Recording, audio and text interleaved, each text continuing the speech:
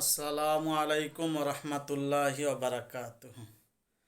আমার সম্মানীয় সাথী বন্ধুবৃন্দগণেরা এবং সমস্ত মুসলমান ভাই ও বোনেদের কাছে আমি বিশেষ একটা আমার দুঃসংবাদ একটু শোনাই, আপনারা দোয়া করবেন আমার জন্যে। দেখুন, মা আসাবা মিন মুসিবাতিন ইল্লা বিইজনিল্লাহ। মানুষের কাছে মুসিবত পৌঁছায় আল্লাহর হুকুমে। আল্লাহর হুকুম হয় মানুষের কাছে মুসিবত পৌঁছে যায়। এই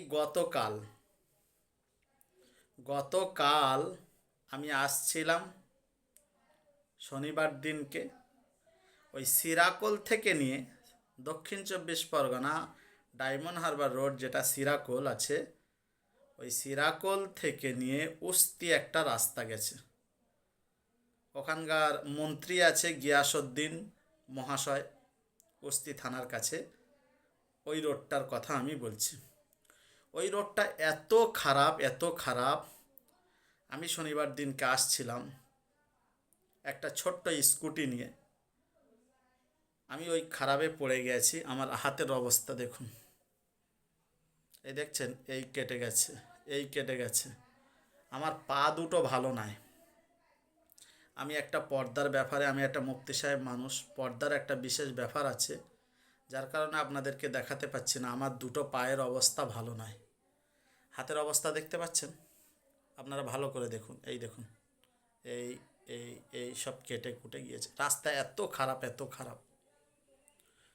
তো আমি বলতে চাইছিলাম যে আমি যখন পড়ে যাই, হজরত মাওলানা কারি ইলিয়াস সাহেব, ওনার লক্ষ্মীকান্তপুর ঢোলার ওইদিকে কোথায় বাড়ি, উনি চটা মসজিদে ইমামতি করেন। ওনার স্ত্রী ছিল, ওনার দুটো সন্তান ছিল। আমার তো প্রচণ্ড মাথা ঘুরে গেছে, পায়ে থেকে ঝরঝর করে রক্ত আসছে, হাতে থেকে রক্ত আসছে। আমার সাদা জামা পরেছিলাম, সব ভিজে গেছে, প্রচণ্ড কেটে গেছে। উনি গাড়িটা তুললেন, ওনার পকেটে রুমাল ছিল, উনি রুমালটা নিয়ে আমার পায়ে বেঁধে দিলেন। পায়ে ওনার স্ত্রীর একটা রুমাল ছিল, ওনার স্ত্রীও তাড়াহুড়ো করে দিয়ে সেই রুমালটা আমার রক্ত টক্ত পুঁছিয়ে দিলেন। আল্লাহ তাআলা ওনাদেরকে হেফাজত করে নিক, ওনাদের রুজির অভাব অনাটন দূর করে দিক, যাবতীয় বিপদ আপদ থেকে ওনাদেরকে হেফাজত করুক। এগুলো করলেন। করার পরে ওনার স্ত্রী বললেন যে হুজুর, আমার ব্যাগে একটা কাটার মলম আছে, দেবো? উনি কিন্তু একটা কাটার মলম আমাকে দিয়েছিলেন। সেই মলমটা আবার আমি লাগিয়ে দিলাম ওখানে। তারপর ওখান থেকে এসে মারিয়াম মেডিকেল, বাপ্পাদা নাম, উনি আমার এক বিশেষ বন্ধু মাদ্রাসার ক্ষেত্রে, মারিয়াম মেডিকেল, ওনার কাছে আসলাম। উনি ওয়াশ করে দিলেন এবং ওষুধ দিলেন, মলম দিলেন। আপাতত আমি সুস্থ। মানে কাটাকুটিগুলো আছে, মানে যে যন্ত্রণা করছিল সেগুলো আপাতত নেই। কিন্তু মারিয়াম মেডিকেল খুব ভালো মানুষ, আল্লাহ ওনার সেরকম প্রচুর বেচাকেনাও দিয়েছেন। ওই মারিয়াম মেডিকেল ওই রোডে, মানে বেলেডাঙ্গা মোড় থেকে একটুখানি গেলে মারিয়াম মেডিকেল, বাপ্পাদা নাম। আমি বললাম ভাই আপনাকে পয়সা দিই। উনি পয়সা নিতে চাইল না, বললেন হুজুর একটু দোয়া করে দেবেন। তো আমি যে কথা বলছিলাম, ওই যে কারি ইলিয়াস সাহেব, উনি আসছিলেন, আমি ওনাকে বোঝাচ্ছিলাম, দুজনা গাড়ি পাশাপাশি আসছিলাম, খুব আস্তে আসছিলাম আর প্রচণ্ড খারাপ। আমি বললাম হুজুর বলছিলেন যে হুজুর, আমি একটা কিছুদিন পরে 4 চাকা গাড়ি নেবো, আপনি আমার জন্য দোয়া করবেন। আমি ওনাকে বোঝালাম হুজুর, গাড়ি আপনি কিনবেন না, দরকার হয় ওই পয়সা আপনার ছেলেদের ভবিষ্যৎ করে দিন। গাড়ি ঘোড়া বন্দুক খালি করে সিন্ধুক খুব ভালো জিনিস নয় হুজুর। এগুলো আমি বোঝাচ্ছিলাম ওনাকে। উনি বললেন হ্যাঁ হুজুর ঠিক বলেছেন। এসব বলতে বলতে এসেই ওনার সামনে আমি পড়ে গেলাম। তার মানে কি, আমি বুঝলাম উনি খুব আল্লাহওয়ালা মানুষ। এই যে আমি পড়ে গেছি, কেটে গেছি, আমি রাজ্য সরকারের দোষ দিচ্ছি না যে উনি রাস্তায় চতুর্দিকে খুলে খুলে সব রাস্তাগুলো নষ্ট করে দিয়েছে, পাইপ দিয়ে দিয়ে রাস্তা ভেঙে দিয়েছে, এর জন্য ওনার দোষ দিচ্ছি না। বা সমস্ত রাস্তাগুলো খারাপ, অনেক সময় বলে থাকে না, ঝকঝকে আলো চকচকে রাস্তা, আর সবাই বলে তৃণমূল ভালো। চকচকে রাস্তা, ঝকঝকে আলো, সবাই বলে তৃণমূল ভালো। ভালো বলুক, আমিও বলি ভালো, ও কথা বলছি না। আরও কিছু কিছু মানুষ অন্য পার্টি তারা বলছে ঝলঝলে, এই ঝলঝলে খোলা রাস্তা আর ঝলঝলে আলো, সবাই বলে তৃণমূল গেল। খোলা রাস্তা, ঝলঝলে আলো, সবাই বলে তৃণমূল গেল। অনেকে এরকম কথা বলছে, কিন্তু আমি কারোর দোষ দিচ্ছি না, কোনো পার্টিরও দোষ দিচ্ছি না। কে রাস্তা খুলেছে, কে কি, আমি ওটা, কিন্তু এই যে মুসিবত যেটা এসছে আমার উপরে, এটা আল্লাহর তরফ থেকেই আমার উপরে এসছে। আরে যারা তো কাঠামোর মধ্যে থাকবে, পরীক্ষা তো তাদেরই হবে। স্কুলে যারা পড়বে, পরীক্ষা তাদেরই হবে। ইউনিভার্সিটিতে যারা পড়বে, পরীক্ষা তাদেরই হবে। মাদ্রাসায় যারা পড়বে, পরীক্ষা তাদেরই তো হবে। যারা ইমানওয়ালা, যারা আল্লাহর মনোনীত বান্দা, পরীক্ষা তো পৃথিবীতে তাদেরই হবে। আর যারা কাঠামোর বাইরে, তারা তো জঞ্জাল। কাঠামোর যারা বাইরে, তারা জঞ্জাল। কোরআনের অনেক আয়াত আছে, মা আসাবা মিম মুসিবাতিন বিমা কাসাবাত আইদিন নাস, মা আসাবা মিম মুসিবাতিন ইল্লা বিইজনিল্লাহ। আল্লাহর হুকুমে এগুলো হয়। এই যে আমার যেই কষ্ট হচ্ছে, কষ্ট মানে কি, হাঁটুতে কেটে গেছে, আমি ঠিকভাবে বসে নামাজ পড়তে পারছি না, খুব কষ্ট করে নামাজ পড়ছি, খুব কষ্ট করে।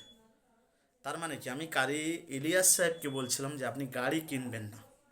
আল্লাহ তাআলা, উনি আল্লাহওয়ালা মানুষ, ওনাকে বুঝিয়ে দিলেন যে মুফতি সাহেব যে কথাগুলো বলেছে এটা সঠিক বলেছে, এবং যে কোনো মুহূর্তে দুর্ঘটনা হতে পারে, সঙ্গে সঙ্গে আমার দ্বারায় এই দুর্ঘটনাটা ঘটিয়ে ওনাকে একটা আল্লাহ বিশেষভাবে শিক্ষা দিলেন।